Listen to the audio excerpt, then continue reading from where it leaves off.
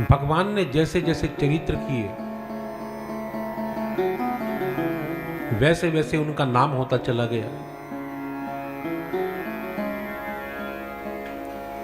वृंदावन में पधारे, वृंदावन विहारी हो गए।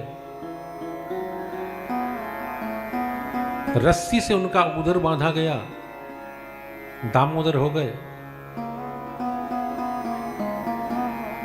वृंदावन में पहुंचकर भगवान ने दो दैत्यों का वध किया, अघासुर और बकासुर का।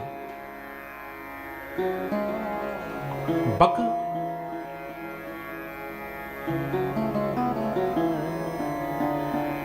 दंभ का प्रतीक है, अभिमान का प्रतीक है, और अघासुर अघ अर्थात पाप का प्रतीक है। भगवान ने पाप को मिटाने से पहले पाप के कारण को मिटाया है, अहंकार को मिटाया है।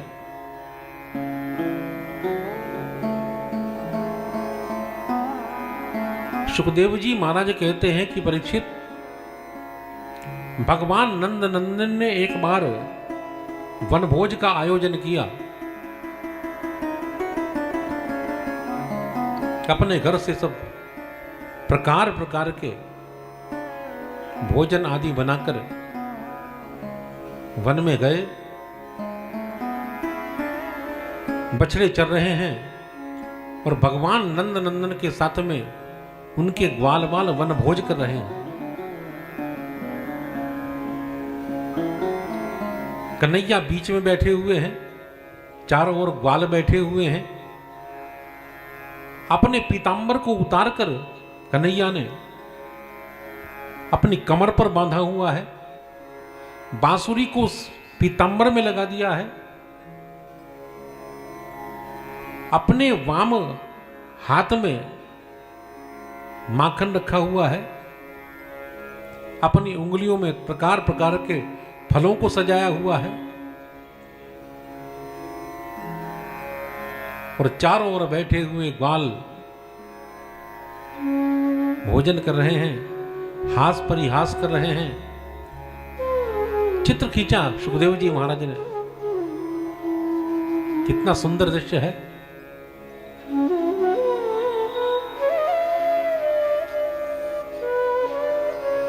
बिभ्रद वेणुं जठर पटयो शंगवेत्रे च कक्षे वामे पाणौ म्रसन कवलम तत्फलान अंगुलीषु तिष्ठन मध्ये स्वपरिसुरदो हासयन् नर्मभिस्वै स्वर्गे लोके मिशति बुभुजे यज्ञ भुग बाल के लिए। आनंद ले रहे हैं वन भोज का कन्हैया के साथ में सारे ग्वाल बाल, बहुत आनंद आ रहा है। अपने अपने घर से सब कुछ ना कुछ लेकर आए हैं खाने के लिए। कन्हैया कहने लगे, अरे देखो छाछ भी है, माखन भी है, प्रकार प्रकार के फल भी हैं, बहुत सारी सामग्री है, लेकिन इसमें दही तो है ही नहीं। बिना दही के भोजन अच्छा नहीं लग रहा। एक ग्वाल था जो दही लेकर आया था अपने घर से। कन्हैया कहने लगे, भाई कोई दही नहीं लेकर आया क्या? अब वो ग्वाल सोचने लगा, और कोई ग्वाल तो दही लाया नहीं है, अकेले मैं लाया हूं, और यदि मैंने अपनी दही कन्हैया को दे दी तो मेरे पास में कितनी आएगी, सब में बट जाएगी। मैं अपने घर से दही लाया हूं और मैं ही वंचित रह जाऊंगा। तो अपनी दही को छिपाने लगा वो ग्वाल, और उसे दही को छिपाते हुए कन्हैया ने देख ली।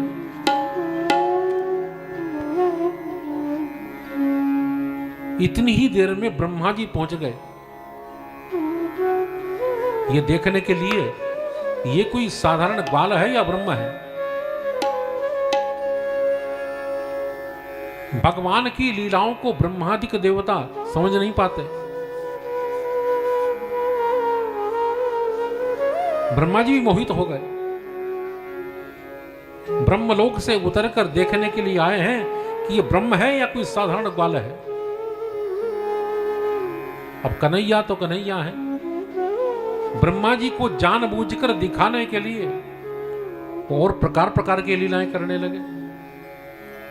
सबसे पूछने लगे, अरे कोई दही नहीं लाया क्या? और एक ग्वाल को जब दही छिपाते हुए देखा तो कन्हैया ने आगे बढ़कर उसकी दही को छीन लिया और छीनकर जल्दी जल्दी उस दही को जैसे ही खाने लगे, तुरंत दूसरे ग्वाल ने उस दही को छीन लिया कन्हैया से और छीनकर जल्दी से खा गया। इससे पहले कि कन्हैया मेरी दही को छीन ले, चलो मैं ही खा लेता हूं। अब जल्दी जल्दी दही को जब खाया तो दही पूरे मुंह पर लग गई, फैल गई मुंह के ऊपर। तो कन्हैया ने क्या किया, उसके मुंह पर लगी हुई दही को चाटने लगे। इस दृश्य को जब ब्रह्मा जी ने देखा तो मन ही मन कहने लगे, ओह नहीं नहीं, ये ब्रह्म नहीं है। देखो कैसे एक दूसरे का जूठा खा रहे हैं। ब्रह्म कोई ऐसे थोड़ी करता है। मोहित तो थे ही ब्रह्मा जी, परंतु कन्हैया ने और मोहित कर दिया। नहीं नहीं, ये ब्रह्म नहीं है। फिर सोचा कि चलो फिर भी एक बार परीक्षा लेकर देख लेते हैं, जो थोड़ा सा भ्रम रह भी गया है वो भी दूर हो जाएगा। तो सारे बछड़ों को चुरा लिया ब्रह्मा जी ने और ले जाकर एक गुफा में बंद कर दिया और एक बड़ा सा पत्थर सामने लगा दिया। भोजन करते करते ग्वालों का ध्यान गया तो कहने लगे, अरे कन्हैया, अपने बछड़े दिखाई नहीं दे रहे। कन्हैया कहने लगे, कोई बात नहीं, कहीं दूर निकल गए होंगे, तुम लोग भोजन करो, मैं देख कर आता हूं। कन्हैया दौड़े बछड़ों को देखने के लिए। दूर दूर तक बछड़ों का कोई पता नहीं है।